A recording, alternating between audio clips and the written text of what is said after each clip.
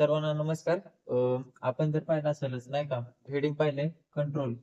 आता आज आपण जो टॉपिक बघणार आहे ते म्हणजे पीओ गाईड पार्ट 1 मध्ये काही क्लॉजेस असतात आणि आपल्याला जे एमटीएस साठी सिलेबसला आहे त्यामध्ये बघा पीओ गाईड पार्ट 1 आणि व्हॉल्यूम पार्ट हे आपल्या एमटीएसच्या सिलेबसला आहे. त्यामध्ये आपण पहिला टॉपिक बघणार आहे बघा, कंट्रोल. कंट्रोल म्हणजे काय की नियंत्रण. बाबा की आपलं जे पोस्ट ऑफिस आहे ते कशा प्रकारे चालतं, त्याच्यावर नियंत्रण कोणाचं असतं ते आपण या क्लॉज नंबर 1 मध्ये म्हणजेच कंट्रोल यामध्ये बघणार आहे. ओके, तर ठीक आहे. तर आपलं पोस्ट ऑफिसचं जे कंट्रोल आहे ते कोणाद्वारे चालतं, तर ते डीजी पोस्ट. डीजी पोस्ट डीजी पोस्ट न्यू दिल्ली यांचं आपल्या पोस्टावर कंट्रोल असतंय. ओके, डीजी म्हणजे काय, तर डीजी म्हणजे बघा मित्रांनो, director general. Director general. Okay, DG म्हणजे कोण येतं, डायरेक्टर जनरलचे. त्याचप्रमाणे आपलं बघा पोस्टाचं आहे ना, पीएसबी असतं. पीएसबी पीएसबी म्हणजे काय असतंय, postal service board. Postal service board. आता पोस्टल सर्व्हिस बोर्ड ह्याच्यामध्ये काय असतं बघा मित्रांनो, ह्याच्यामध्ये 6 घटक असतात. ह्याच्यामध्ये 6 घटक असतात. ह्या 6 घटकांचे जे चेअरमन असतात ते कोण असतात, डीजी असतात. म्हणजे पोस्टल सर्व्हिस बोर्डचे जे चेअरमन असतात ते डीजी असतात. आणि त्याचप्रमाणे आपले जे सेक्रेटरी ऑफ पोस्ट असतात, secretary of post.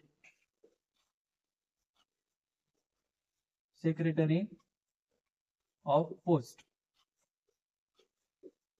Secretary of post सुद्धा कोण असतात, तर आपले डायरेक्टर जनरल हे आपले सेक्रेटरी ऑफ पोस्ट असतात. आता पीएसबी चे जे चेअरमन असतात ते सुद्धा कोण असतात, डायरेक्टर जनरल असतात. ओके, तर पीएसबी मध्ये ना एकूण 6 घटक असतात मित्रांनो. किती? 6. त्यामध्ये पहिला घटक आहे पर्सनल.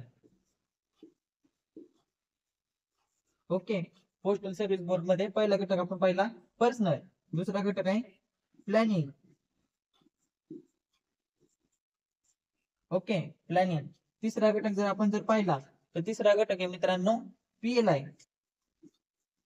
ओके, तिसरा घटक आहे पीएलआय. त्यानंतर चौथा घटक जर पाहिला तर चौथा घटक आहे मित्रांनो ऑपरेशन. ठीक आहे, चौथा घटक आहे ऑपरेशन. त्यानंतर पाचवा घटक आहे human resource. Human resource and development. Development. ठीक आहे, आणि त्यानंतर 6वा जो घटक आहे तो आहे बघा टेक्नॉलॉजी.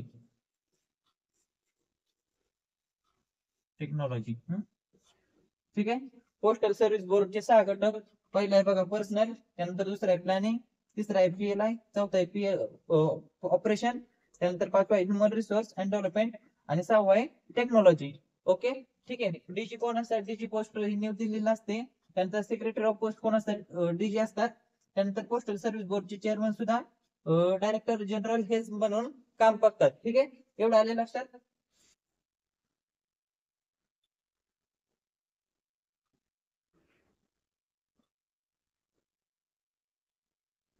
त्यानंतर मित्रांनो हे लक्षात घ्यायचंय, आपलं जे डिपार्टमेंट आहे ते कुठलं डिपार्टमेंट आहे, कम्युनिकेशन डिपार्टमेंट आहे.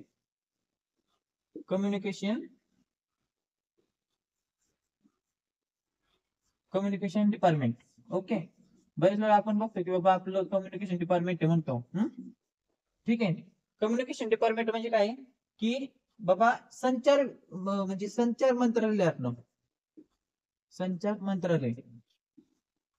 ठीक आहे, संचार मंत्रालय म्हणजे काय, कम्युनिकेशन डिपार्टमेंटच्या अंडर, ह्याच्या अंडर मध्ये department of post. Department of post हे काम करतं. ठीक आहे, कम्युनिकेशन डिपार्टमेंटचे कोण असतात, मेन कोण असतात, कम्युनिकेशन मिनिस्टर असतात. आता सध्याचे जर पाहिलं तर कम्युनिकेशन मिनिस्टर जर आपण पाहिले तर कोण आहे, ज्योतिरादित्य सिंधिया आहे का, ज्योतिरादित्य सिंधिया. ओके, आणि डिपार्टमेंट ऑफ पोस्ट चे मेन कोण असतात, डीजी असतात. ठीक आहे, डीजी म्हणजे डायरेक्टर जनरल, आपण आताच पाहिलं director general. Okay, department of पोस्टचे मेन असतात डायरेक्टर जनरल. कम्युनिकेशन डिपार्टमेंटच्या अंडर मध्ये आपलं डिपार्टमेंट ऑफ पोस्ट काम करतं. कम्युनिकेशन डिपार्टमेंटचे मेन आहे आता सध्याला ज्योतिरादित्य सिंधिया. ठीक आहे, त्यानंतर हा जे कम्युनिकेशन डिपार्टमेंट आहे, कम्युनिकेशन डिपार्टमेंट हा संघ सूचिता विषय मित्रांनो. कुठला आहे? संघ सूचिता विषय. आता संघ सूचित जर म्हणलं, ठीक आहे, संघ सूचित जर म्हणलं तर ह्याच्यावर कायदे करण्याचा अधिकार कोणाला असतो? कायदे करण्याचा अधिकार कोणाला असतोय? बरेच जण एमपीएससी युपीएससी स्टडी करत असते, त्यांना माहिती कायदे करण्याचा अधिकार हा संसदेला असतोय. संसद. आता संसद बबनराव इकडे लक्ष दे. संसद म्हणलं की लगेच लक्षात येत आहे काय? संसद म्हणजे राज्यसभा आणि लोकसभा. आता ह्याच्यामध्ये जर पाहिलं, ह्याच्यामध्ये बघा राज्यसभा सभापती महोदय, लोकसभा अध्यक्ष. ठीक आहे, लोकसभेमध्ये काय असतंय? लोकांनी निवडून दिलेले प्रतिनिधी हे लोकसभेमध्ये काम करतात. आणि राज्यसभेमध्ये काय असतंय? ज्याला कुठलं सीट नाही भेटलं, मागचा दरवाजा. मागचा दरवाजा म्हणजे काय असतंय? राज्यसभा असतंय. ठीक आहे, संसदेला काय असतंय? कायदे करण्याचा अधिकार असतोय. जे डिपार्टमेंट ऑफ पोस्ट किंवा कम्युनिकेशन डिपार्टमेंटचे जे कायदे करण्याचा जो अधिकार आहे तो संसदेला आहे. ठीक आहे, 2017 साली जर मित्रांनो पाहिलं तर 2017 साली आपले जे रेट असतात पोस्टाचे रेट ठरवण्याचा अधिकार हा संसदेकडे होता. पण ज्यावेळेस 2017 साली वित्त विधेयक मांडलं गेलं,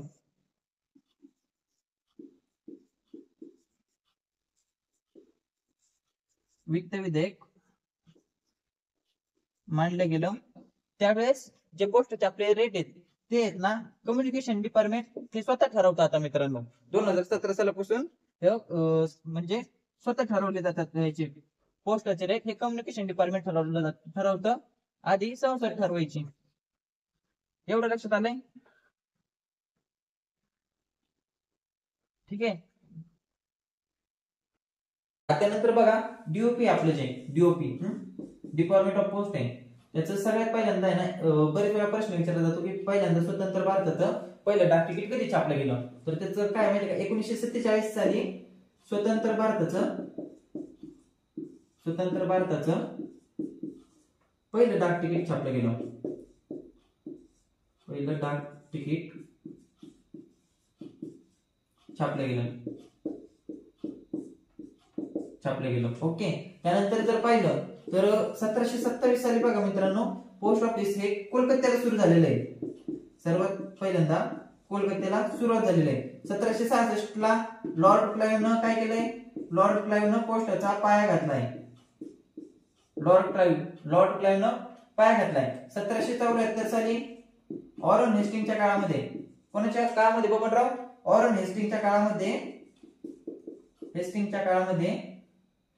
वॉरन हेस्टिंगच्या काळामध्ये 1794 ला 1774 लाच कोलकाता जीपीओची सुरुवात झाली आहे. कोलकाता जीपीओची सुरुवात.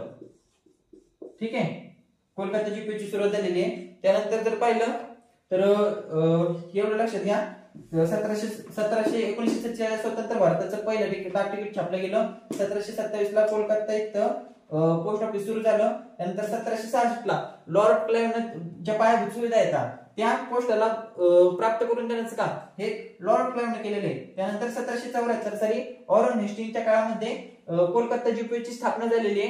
ठीक आहे, सगळ्यात पहिलं जीपीओ जर विचारलं तर कोलकाता जीपीओ हे सगळ्यात पहिल्यांदा सुरू झालेलं आहे.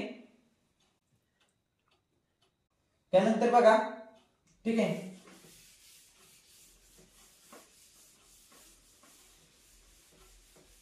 त्यानंतर आपण बघणार आहे मित्रांनो की एकूण किती सर्कल आहेत. म्हणजे आपले जे भारताचं जे विभागणी केली ती सर्कल मध्ये केलेली असते. तर एकूण किती सर्कल आहेत मित्रांनो? 23 सर्कल आहेत. किती? 23 सर्कल आहेत. ओके, आता बरेच वेळा प्रश्न विचारला जातो की बाबा 23वा सर्कल कुठलं? तर 23वा सर्कल आहे मित्रांनो तेलंगणा. तेलंगणा. आता तेलंगणा जर पाहिलं तर तुमच्या लगेच डोक्यात यायला पाहिजे, तेलंगणा राज्याची स्थापना कधी झाली? 2 जून 2014 साली.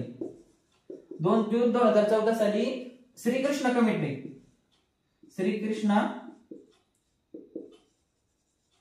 कमिटीच्या शिफारशीनुसार, कोणाच्या शिफारशीनुसार? श्रीकृष्णा कमिटीच्या शिफारशीनुसार तेलंगणा राज्याची स्थापना झाली होती. तर आता लगेच आपल्याला लोक येतील की बाबा 2 जूनला स्थापना झाली आणि लगेच दुसऱ्या दिवशी पोस्टाने ते नवीन सर्कल सुरू केले. तर असं नाही झालं मित्रांनो. किती? 16/9/2016 साली. किती? 16/9/2016 साली हा प्रश्न विचारला जातो मित्रांनो. 16/9/2016 साली तेलंगणा ह्या सर्कलची स्थापना झालेली आहे. किती? 16/9/2016 साली तेलंगणा सर्कलची स्थापना झालेली आहे. श्रीकृष्ण कमिटीनुसार 2 जून 2014 साली 33 जिल्ह्यांसह, किती? 33 जिल्ह्यांसह तेलंगणा राज्याची स्थापना झालेली आहे.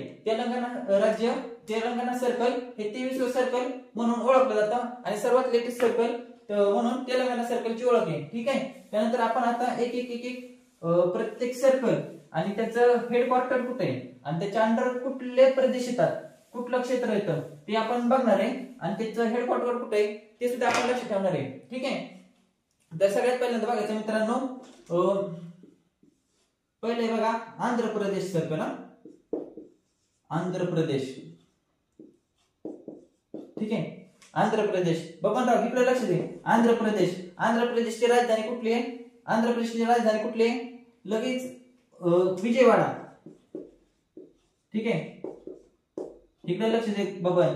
विजयवाडा राजधानी नाहीये. विजयवाडा हे हेडक्वार्टर आहे. कशाचं? पोस्टल सर्कलचं आंध्र प्रदेश राज्याचं हेडक्वार्टर हे विजयवाडा आहे. विजयवाड्याच्या म्हणजे आंध्र प्रदेशच्या अंडर कुठला प्रदेश येतोय? आंध्र प्रदेशच्या अंडर मध्ये मित्रांनो फक्त आंध्र प्रदेश हा एरिया येतो. आंध्र प्रदेश. ठीक आहे. आंध्र प्रदेश नंतर जर पाहिलं तर दुसरं सर्कल आहे बघा आसाम. बघा इकडे लक्ष दे. आसामचं हेडक्वार्टर कुठलं आहे? गुवाहाटी. आता काही सुपीक डोक्यात नावे विचार आले असतील. गुवाहाटी म्हणजे काय 50 खोके 40 बाटले ते विषय बाजूला ठेवायचा आहे. ठीक आहे. आसामचं हेडक्वार्टर आहे गुवाहाटी. आसामची राजधानी आहे दिसपूर. आसामचं नृत्य कुठलं आहे? बिहू हे प्रसिद्ध नृत्य आहे. ठीक आहे. आसाम मध्ये नॅशनल पार्क कुठलं आहे? Kaziranga national park. कुठलं आहे बबनराव? Kaziranga national park. ठीक आहे. आसाम मध्ये फेमस काय आहे? आसामी चहा.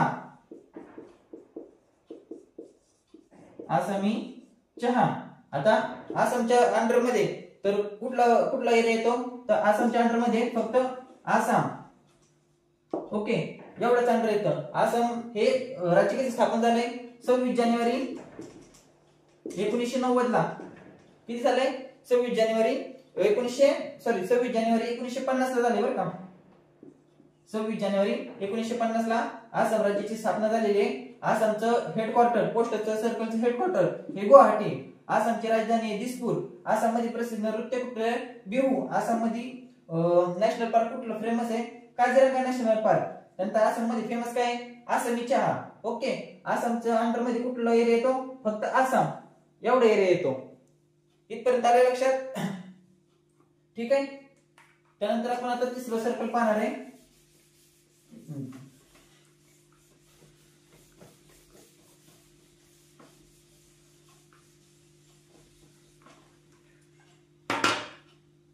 तिसरा सर्कल पाहणार आहे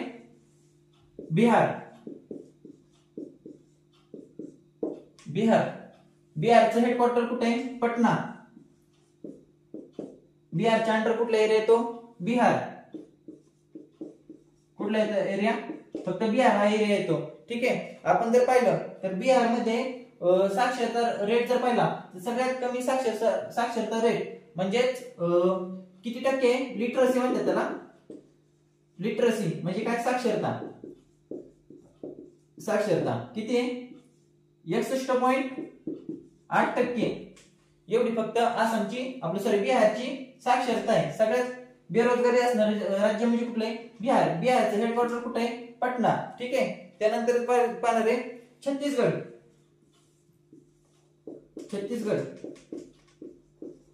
छत्तीसगड महाराष्ट्राच्या पलीकडे असणार, पूर्वेला असणार, महाराष्ट्राच्या पूर्वेला असणार राज्य म्हणजे कुठलं आहे? छत्तीसगड. छत्तीसगडचं हेडक्वार्टर कुठे आहे? रायपूर.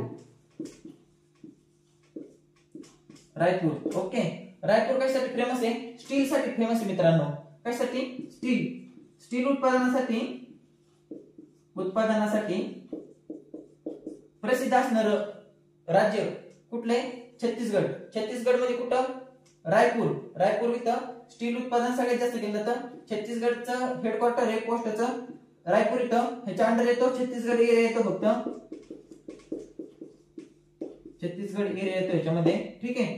त्यानंतर आपण पाहणार आहे पाचवं जर पाहिलं तर एक मिनिट. पाचवं जर आपण पाहिलं तर पाचवं सर्कल बघा दिल्ली. आता दिल्लीचं हेडक्वार्टर कुठे आहे? न्यू दिल्लीतच हेडक्वार्टर आहे. दिल्ली म्हणलं की आपल्याला लक्षात आलं पाहिजे दिल्ली काय आहे? भारताची राजधानी आहे.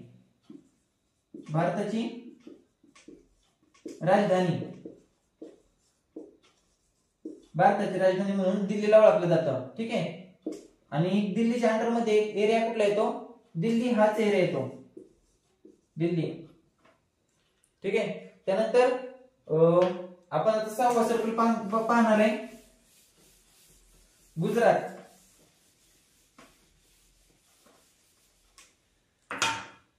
सहावा सर्कल बघा मित्रांनो गुजरात. ठीक आहे. आता गुजरात सगळ्यांना माहिती आहे. आता गुजरात भारताच्या वरच्या साईडला असणार गुजरात राज्याचं जे हेडक्वार्टर आहे ते कुठे आहे? अहमदाबादला आहे मित्रांनो. अहमदाबाद. आता गुजरातच्या अंडर मध्ये काय आहे मित्रांनो? DDG under. डीडीजी. आता बाबा हे काय लिहिलं?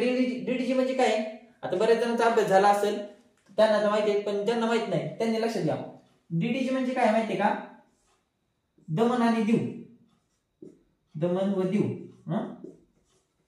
आणि त्यानंतर हा डी आहे का? हा आहे दादरा नगर हवेली. आणि त्यानंतर जी म्हणजे काय मित्रांनो? जी म्हणजे गुजरात. आता गुजरातला तुम्हाला माहित असेल गुजरात कशासाठी? गुजरात मध्ये स्टॅच्यू ऑफ युनिटी बघा मित्रांनो. बऱ्याच वेळा विचारला जातो प्रश्न. असेच DOP ला प्रश्न विचारतात. सर्कलच्या आसपास काय आहे? आसपास फेमस काय आहे? ह्याच रिलेटेड तुम्हाला जे करंट अफेअर्स म्हणा किंवा जनरल नॉलेज म्हणा ते आहेत ना, असं एकदम खोलवर काय विचारत नाही. तुमचा जो सिलेबस आहे त्या सिलेबसलाच अनुसरून हे प्रश्न विचारले जातात. ठीक आहे. त्यानंतर सातवा सर्कल आहे बघा हिमाचल प्रदेशचं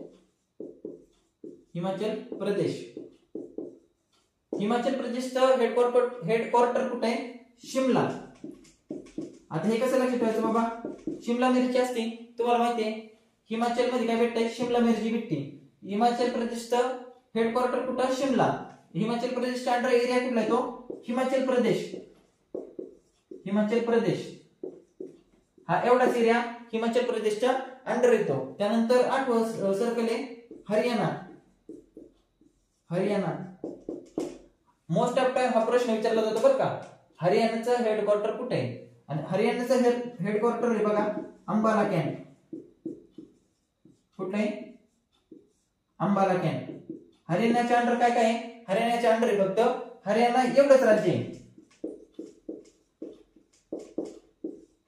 हरियाणा एवढं एकच राज्य आहे. हरियाणाचा बरेच सर्कलला प्रश्न विचारला जातो. हरियाणाचं हेडक्वार्टर कुठे आहे? हरियाणाचं हेडक्वार्टर कुठे आहे? अंबाला कॅम्पला आहे. त्यानंतर 9वा सर्कल आहे बघा जम्मू काश्मीर.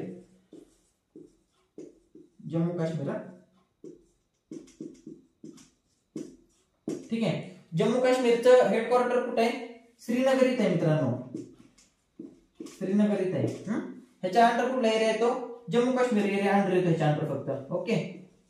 जम्मू काश्मीर. आता जम्मू काश्मीर हे काय आहे? राज्य नाही. जम्मू काश्मीर हे काय आहे? युनियन टेरिटरी आहे. युनियन टेरिटरी, ठीक आहे.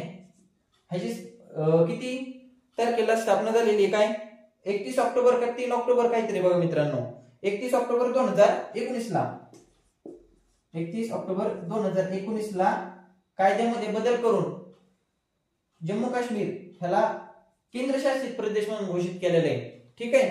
त्यानंतर आपण बघणार आहे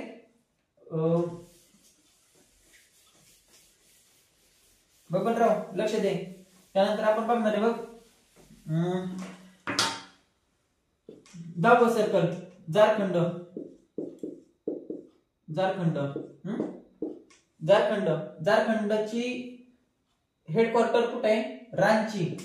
आता हे कसं ठेवायचं लक्षात, रांची. एम एस धोनी माहिती आहे, एम एस धोनी बरेच जण क्रिकेट बघत असतील, कालच नागपूर इथं इंग्लंड आणि इंडिया मॅच झाली, ठीक आहे.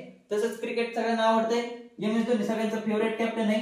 एम एस धोनीचं गाव म्हणून कुठलं आहे, रांची. तर झारखंडचं हेडक्वार्टर कुठलं आहे, रांची. झारखंडच्या अंडर कुठला एरिया येतोय, फक्त झारखंड, हा एवढाच एरिया झारखंडच्या अंडर येतो मित्रांनो, ठीक आहे. त्यानंतर 11वा सर्कल बघा कर्नाटक, कर्नाटक, कर्नाटकचं हेडक्वार्टर कुठे आहे, बेंगलुरू, बेंगलुरू. कर्नाटकच्या अंडर एरिया कुठला येतो, कर्नाटकच, ठीक आहे. त्यानंतर 12वा सर्कल आहे केरळ, ठीक आहे. केरळचं हेडक्वार्टर कुठे आहे, तिरुअनंतपुरम, तिरुअनंतपुरम, तिरुअनंतपुरम. आता केरळ, केरळच्या अंडर कुठलं कुठलं क्षेत्र येते मित्रांनो, केरळच्या अंडर येत आहे केरळ एक येतेच. त्यानंतर लक्षद्वीप, लक्षद्वीप आणि पॉंडिचेरी जिल्हा, पॉंडिचेरी केंद्रशासित प्रदेशामधला माही जिल्हा, माही जिल्हा, ठीक आहे. आता हे कशा लक्षात ठेवायचं, केरळचं कशा लक्षात ठेवायचं, केएल राहुल माहिती असेल बघा सगळ्यांना, केएल राहुल, केएल राहुल लक्षात ठेवा. केरळचं लगेच लक्षात येऊन जाईल, के म्हणजे केरळ आणि एल म्हणजे लक्षद्वीप, ठीक आहे. त्यानंतर आपण जर पाहिलं तर 13वा सर्कल बघा मध्य प्रदेश, मध्य प्रदेश, मध्य प्रदेशचं हेडक्वार्टर आहे बघा भोपाळला. बबनराव, भोपाळ मध्ये काय झालं होतं, 2-3 डिसेंबर 1984 साली केमिकल काय झालं होतं, केमिकल लीक झालं होतं, केमिकल लीक होऊन काय झालं होतं, भोपाळ दुर्घटना घडली होती. केमिकल लीक होऊन त्याच्यामध्ये आयसोसायनेट हे केमिकल होऊन बरेच लोक मृत्युमुखी पडले होते. मध्य प्रदेशच्या अंडर मध्ये फक्त भोपाळ हेडक्वार्टर आहे आणि मध्य प्रदेश एवढाच एरिया केरळ मध्य प्रदेशच्या अंडर मध्ये येतो, ठीक आहे. त्यानंतर आपण पाहूया 14 नंबरचं सर्कल आहे बघा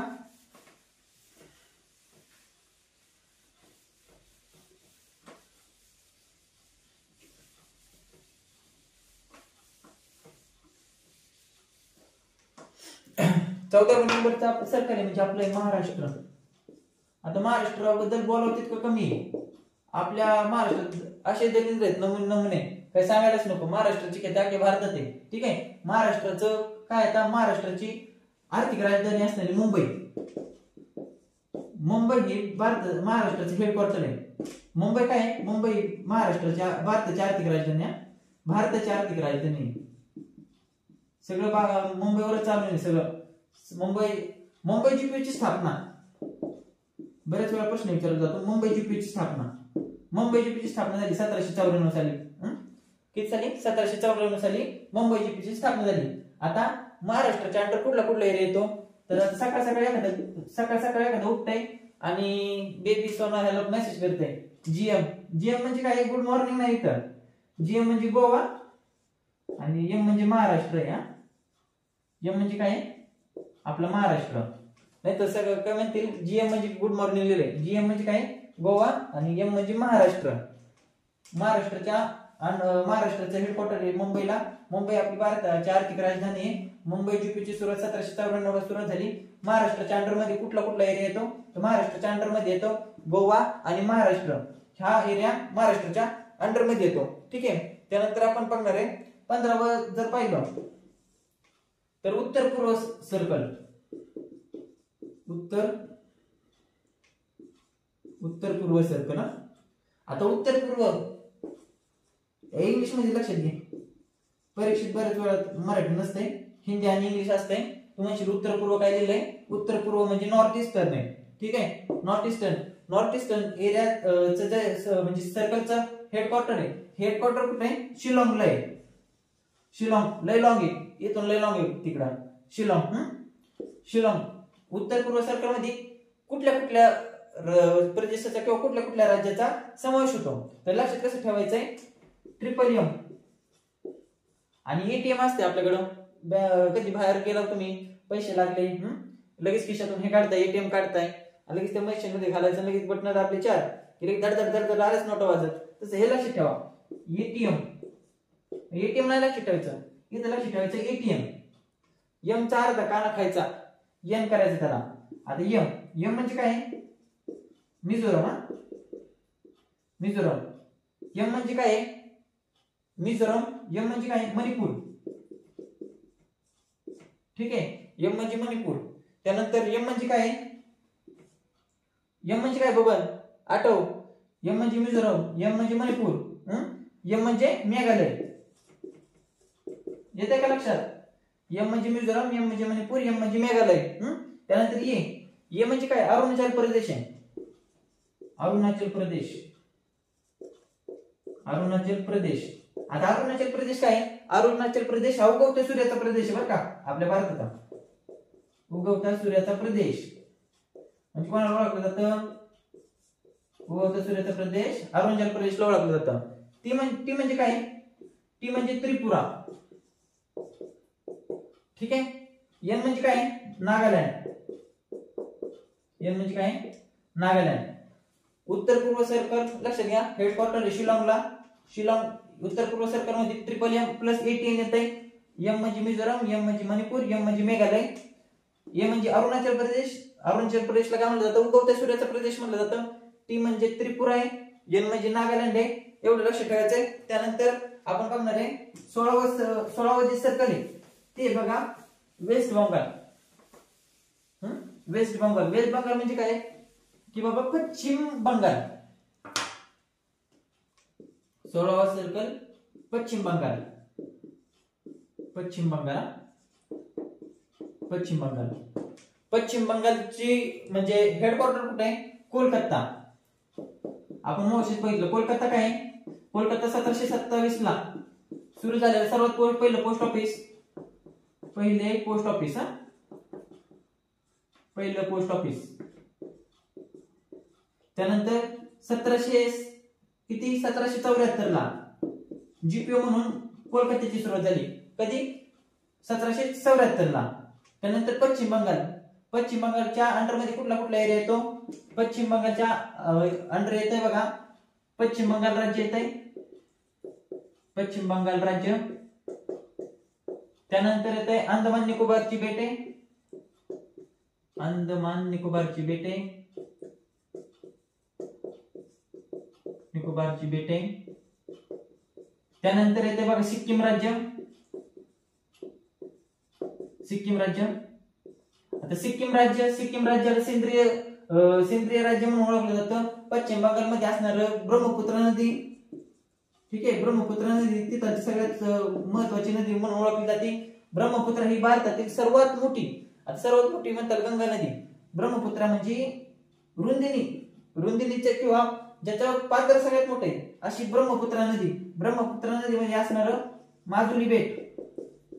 माजुली बेट हे एकमेव बेट आहे ज्याच्यावर मानवी वस्ती आहे. आणि सर्वात मोठं बेट जे नदीमध्ये असणार आहे ते म्हणजे माजुली बेट आहे. ठीक आहे, त्याचप्रमाणे पश्चिम बंगालमध्ये जर आपण बघितलं तर सुंदरबन प्रदेश आहे. सुंदरबन प्रदेश. आता सुंदरबन प्रदेश कसा तयार झालाय, सुंदरबन प्रदेश हा गाळाचा प्रदेश आहे. ह्या सुंदरबन प्रदेशामध्ये पांढऱ्या पट्ट्यांचा बिबट्या आढळतो. पांढऱ्या पट्ट्यांचा बिबट्या. पांढऱ्या पट्ट्यांचा बिबट्या कुठे आढळतोय गोमनराव, सुंदरबन प्रदेशामध्ये. पश्चिम बंगालचं हेडक्वार्टर आहे कोलकाता. पश्चिम बंगालच्या अंडर मध्ये कुठं काय काय येतंय, पश्चिम बंगाल येतंय राज्य, अंदमान निकोबारची बेटे येतात, सिक्कीम राज्य येतात, त्यानंतर 1727 ला पहिलं पोस्ट ऑफिस हे कोलकात्याला सुरू झालेलं आहे. 1774 ला जीपीओ कोलकाता जीपीओची सुरुवात झालेली आहे. त्यानंतर पश्चिम बंगालमध्ये असणारी ब्रह्मपुत्रा नदी सर्वात मोठी नदी आहे. त्यानंतर माजुली बेट हे पश्चिम बंगालमधील ब्रह्मपुत्रा नदीवर असणारं बेट आहे. त्यानंतर पश्चिम बंगालमध्ये असणारा सुंदरबन प्रदेश हा गाळाचा प्रदेश म्हणून ओळखला जातो. त्यानंतर पांढऱ्या पट्ट्यांचा वाघ हा सुद्धा कुठं सुंदरबन प्रदेशामध्ये दिसून येतो मित्रांनो. ठीक आहे. त्यानंतर बघणार आपण उत्तराखंड. उत्तराखंड 17वा सर्कल बघा. उत्तराखंड उत्तराखंड आता उत्तराखंडचं सर्कल जर पाहिलं म्हणजे हेडक्वार्टर जर पाहिलं तर देहराडून इथं आहे. देहराडून तिथं असणारं उत्तराखंडचं सर्कलचं हेडक्वार्टर आहे.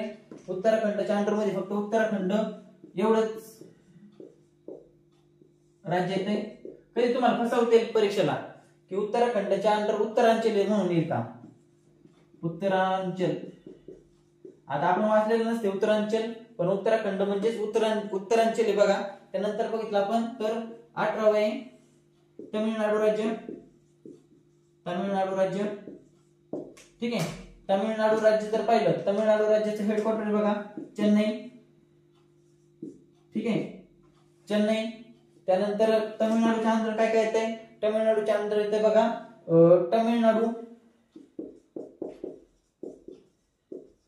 तमिळनाडू आणि पॉंडिचेरी. ठीक आहे. पॉंडिचेरी मधले माहे आणि यानम हे दोन जिल्हे वगळून तमिळनाडूच्या अंडर पॉंडिचेरी येतं. माहे कशाच्या अंडर येत? केरळ. आपण मग बघितलं केरळ केलराऊ. आणि यानम हे आंध्र प्रदेश मध्ये आंध्र प्रदेश सर्कल मध्ये यानम हा जिल्हा जातो. ठीक आहे. त्यानंतर जर पाहिलं तर 19वा राज्य आहे उत्तर प्रदेश. उत्तर प्रदेशचं हेडक्वार्टर आहे लखनौ. ठीक आहे. ह्याच्यामध्ये उत्तर प्रदेशमध्ये फक्त उत्तर प्रदेश हाच एरिया कव्हर केला जातो. त्यानंतर आपण जर बघितलं तर 20वं राज्य आहे बघा राजस्थान. कुठलं राज्य आहे? राजस्थान. राजस्थानचं हेडक्वार्टर आहे जयपूर. आता जयपूर काय बघ जयपूर म्हणजे काय? जयपूर ही पिंक सिटी म्हणून ओळखली जाते. अध्यक्ष महोदय इकडे लक्ष द्या. काय जयपूर ही काय? Pink city. पिंक सिटी म्हणजे काय? आता गुलाबी शहर म्हणून कोणाची ओळख आहे? राजस्थानची ओळख आहे. राजस्थानच्या अंडर कुठला एरिया येतो? राजस्थान एवढाच एरिया अंडर येतो. ठीक आहे. त्यानंतर आपण बघणार आहे बघा ह्याच्यानंतर 21वा जर बघितलं तर 21वा राज्य जर बघितलं तर पंजाब. ठीक आहे. पंजाबचं हेडक्वार्टर कुठे आहे? चंदीगड. पंजाबच्या अंडर कुठला एरिया येतो? पंजाब आणि चंदीगड. हे दोन एरिया हे पंजाब सर्कलच्या अंडर येतात. पंजाब आणि चंदीगड. पंजाबचे हेडक्वार्टर आहे चंदीगड इथं. उत्तराखंडचं हेडक्वार्टर आहे डेहराडून इथं. तुम्हाला विचारलं जाईल उत्तरांचलचं हेडक्वार्टर कुठे आहे? ते सुद्धा डेहराडूनलाच आहे. त्यानंतर तमिळनाडूचं हेडक्वार्टर कुठे? चेन्नईला आहे. तमिळनाडूच्या अंडर कुठलं येत? तमिळनाडू आणि पॉंडिचेरी हा युनियन टेरिटरी म्हणजे काय? केंद्रशासित प्रदेश. ह्यामधले माहे आणि यानम हे दोन जिल्हे वगळून पॉंडिचेरीचा समावेश हा तमिळनाडू ह्या सर्कल मध्ये होतो. त्यानंतर आपण बघणार बघा पंजाब झालं. त्यानंतर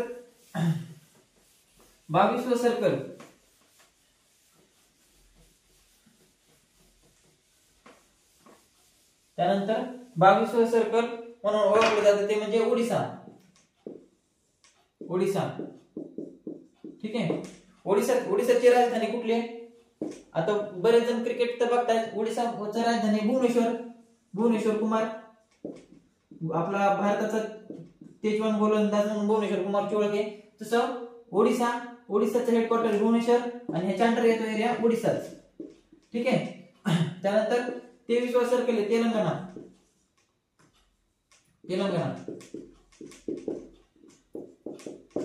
तेलंगणाचं हेडक्वार्टर आहे कुठं? Hyderabad city. Hyderabad city. Hyderabad city मध्ये काय आहे, रामोजी फिल्म सिटी तुम्ही माहिती असेल, Ramoji film city, film city. त्यानंतर तेलंगणाच्या अंडर कुठला एरिया येतो, तेलंगणाच्या अंडर येतो फक्त तेलंगणा राज्य. ठीक आहे. त्यानंतर तेलंगणा राज्याची स्थापना 2 जून 2014 ला झालेली आहे आणि सर्कल म्हणून कधी जाहीर झाले, 16/9/2016 ला. ठीक आहे. त्यानंतर आपण अशा प्रकारे 23 सर्कलचे सुद्धा हेडक्वार्टर आणि त्यांचं असणारं क्षेत्र हे आपण बघितलेलं आहे. आणि त्यानंतर जर बघायचं झालं तर ह्याच्यामध्येच एक असते बघा, आपल्या पोस्टामध्ये एक बेस सर्कल असते. पोस्टामध्ये काय आहे, एक बेस सर्कल आहे. बेस सर्कल प्रश्न विचारला जातोय नाही का, किती बेस सर्कल आहे. बेस सर्कल किती आहे, एक बेस सर्कल आहे. कुठे आहे, न्यू दिल्लीला आहे, न्यू दिल्ली. ठीक आहे. एक बेस सर्कल आहे, त्यामध्ये आपले 2 एपीएस आहेत. एपीएस म्हणजे काय आहे, army postal services. Army postal services लक्ष द्यायचं इकडं. 2 एपीएस आहेत आर्मी पोस्टल सर्व्हिसेस मध्ये. त्यामध्ये एक आहे 56 एपीओ आणि 99 एपीओ. ठीक आहे. 56 एपीओ कुठे आहे मित्रांनो, 56 एपीओ हे नवी दिल्लीत आहे, न्यू दिल्ली इथे आहे. त्यानंतर 99 एपीओ हे कुठे आहे, 99 एपीओ हे कोलकात्याला आहे, आता याचा पिन कोड विचारला जातो परीक्षेला बऱ्याच वेळा. 56 एपीओचा आणि 99 एपीओचा पिन कोड विचारला जातो. त्याचा 56 एपीओचा पिन कोड काय आहे, 900056 आणि ह्याचा लक्षात कसं ठेवायचं आहे, 500099. किती आहे, 99. हा न्यू दिल्लीचा पिन कोड, हा कोलकात्याचा एपीओचा आर्मी पोस्टल ऑफिसचा पिन कोड आहे. आर्मी पोस्टल ऑफिसला मनी ऑर्डर पाठवता येत नाही बरं का, money order and PP article आणि money order can't send to army postal offices, army post offices. ठीक आहे. म्हणजे काय, आपण मनी ऑर्डर जी असते ती आपण आर्मी पोस्टलच्या लोकांना किंवा आर्मी पोस्ट ऑफिस मध्ये पाठवू शकत नाही. त्याचप्रमाणे व्हीपी आर्टिकल सुद्धा आपण आर्मी पोस्ट ऑफिस साठी बुक करू शकत नाही. हा, जर समजा तुमचं म्हणजे एखाद्याचं काय असतंय, आर्मी मध्ये कामाला असतात ते घरच्यांना मनी ऑर्डर पाठवू शकते, पण ते मनी ऑर्डर रिसीव्ह करू शकत नाही. ओके. त्यानंतर जर पाहिलं तर बेस सर्कल किती आहे, एक आहे. त्यानंतर आपले 2 एपीएस आहेत आर्मी पोस्टल सर्व्हिसेसचे 2 हे येतं, 56 एपीओ आणि 99 एपीओ. 56 एपीओ कुठे आहे, न्यू दिल्लीत आहे. त्यानंतर 99 एपीओ कुठे आहे, कोलकात्याला आहे. त्याचा पिन कोड विचारला जातो बऱ्याच वेळेस, 900056 आणि 9 आणि 9 900099 आणि 900056. ओके. हे त्याचे पिन कोड आहेत. त्यानंतर मनी ऑर्डर आपण पाठवू शकत नाही तिकडे, पीपी आर्टिकल बुक करू शकत नाही. ठीक आहे. त्या प्रकारे आपण अशा प्रकारे आपण कंट्रोल हे कसं चालतं आणि त्याचप्रमाणे प्रत्येक सर्कल जे 23 सर्कल आहेत ते आपण बघितलेत आणि त्याचे हेडक्वार्टर कुठे आहेत, त्याच्या अंडरमध्ये कुठला एरिया असतोय आणि तिथल्या प्रदेशाचं काय असतं, वैशिष्ट्य काय हे आपण बघितलेलं आहे. परीक्षेला काय करतात बरेच वेळा की बाबा जनरल नॉलेजचा क्वेश्चन टाकायचा. जनरल नॉलेजचा क्वेश्चन कसा टाकायचा, आता सिलेबसला काय आहे त्याच्या अनुसरूनच आपल्याला प्रश्न विचारला जातो. ठीक आहे. अशा प्रकारे आजच्या पुरतं एवढंच करूया. भेटू आपण आता पुढच्या नवीन व्हिडिओमध्ये.